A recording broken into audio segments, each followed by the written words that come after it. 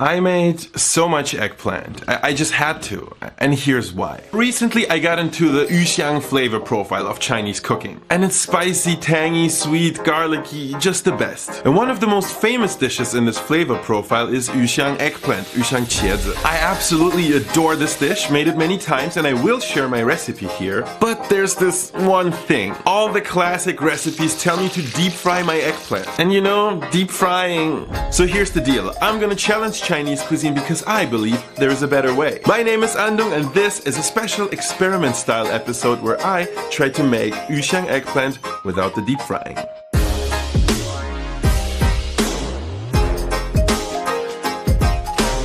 Just real quick before we get started, if you like recreating mouth-watering dishes from China and the world, you have come to the right place. If you like what you're seeing, please consider subscribing. Okay, now back to that pile of eggplant. I want to try two alternative methods of cooking the eggplant, which is why I'm making so much. So you could go to an Asian grocery store and get Chinese eggplants for this dish, but you know, I find that Western eggplants work just fine.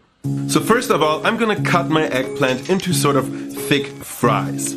Then I'm gonna toss them in a good amount of salt, cover them, and make sure to add some constant pressure from the top. And you might be asking why? Well, this serves two purposes. A, we're breaking up the cell structure of the eggplant, and B, we're drawing moisture out of it, which both is actually pretty great for the texture of the eggplant. So about 20 minutes later, I got my brined eggplant here. It's nice and wet, which means that it's ready to be cooked.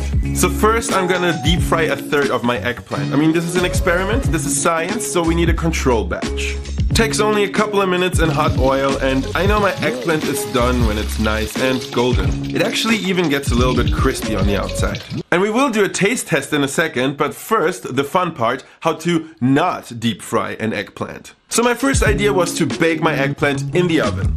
For that, I am tossing it in just a little bit of oil and then putting it on a wired rack and baking it in the oven for around 20 minutes. The eggplant actually comes out nicely browned and looks really promising. And my second alternative idea is to steam the eggplant. I'm not quite sure about this one because I'm afraid the eggplant will get all soggy from the steam. So I'm adding the eggplant to my steamer and putting that on high heat. And around 10 minutes later, the eggplant does look cooked, but also indeed does look a little bit wet. But it is tasting time. Let's see how big that difference really is. So first I tried the deep fried eggplant. Of course it had great texture, nice and creamy inside, slightly crisp and browned outside, nicely caramelized, just perfect. And the second one was the oven baked eggplant, which was actually quite disappointing. It kind of dried out a bit and was pretty stringy inside, and for some reason it tasted quite bitter. And I hate to say it, but oven baked is out. Last hope, steamed. So this is the steamed eggplant, which indeed looks a little bit slimy and not very promising, but it really surprised me. I mean, obviously there was no browning, no crust, but the overall texture was really good. It was really creamy and smooth without falling apart and actually quite close to the deep fried one. So you know what? Bingo! And now that oven baked is out, let's see how deep fried and steamed eggplant perform in the actual dish. So let's go and make some yuxiang茄子. We are getting ready to stir fry. So first I'm chopping up my veggies. You can pretty much use any vegetable you want in an yuxiang style dish, but crunchy veggies like peppers and carrots tend to work really well. So I'm cutting them into thin slivers, julienne if you like, which is also a pretty classic way to prep your veggies for an yuxiang style dish. Next up, I am mincing some aromatics, which is, as always, ginger, spring onion, and our good friend, garlic. And finally, I am getting that yuxiang sauce ready. I like to use the 1-2-3 rule, which means 1 part cooking wine, 2 parts soy sauce, and then 3 parts dark rice vinegar, and also 3 parts sugar. Lastly, I'm adding a pinch of salt, a pinch of MSG, and a little bit of cornstarch for thickening. Showtime! Hot oil in the wok. Aromatics in. Now we add some doubanjiang, which is fermented bean and chili paste. And just between us guys, you can add some sriracha if you don't have doubanjiang around. Now add in your eggplant, followed by carrots and peppers, and stir fry for about a minute. Finally, add your sauce. It's gonna take around 30 seconds until it thickens and reduces, and then boom! I think that looks like some pretty legit yuxiang eggplant. But now, let's see how the steamed eggplant does. I actually decided to change things up a little bit and add another common ingredient to this dish, some minced pork. This is a classic variation of Yushang eggplant. Add in some cooking wine, a little bit of salt, some white pepper and cornstarch. Mix, mix, mix, mix, mix, and done. So here we go again. Hot oil in the wok. Frying up that pork first until it crisps up.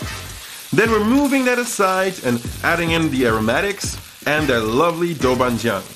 Next, carrots, peppers, and stir fry. So I'm adding in my eggplant at this point just because, you know, the steamed one looks a little bit fragile and I'm afraid that it's gonna fall apart. Lastly, I'm adding in that sauce, stir frying a little bit, et voila!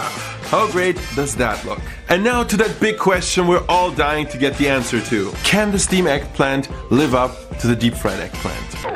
So first let me tell you that the texture was actually spot on. The slightly browned and crispy edge of the deep fried eggplant actually disappears in the stir fry, so there really wasn't a big difference texture wise. And by the way, that minced pork in the Yushang eggplant, optional but highly recommended. But, and there's a big but, the steamed eggplant did taste a little bit bland.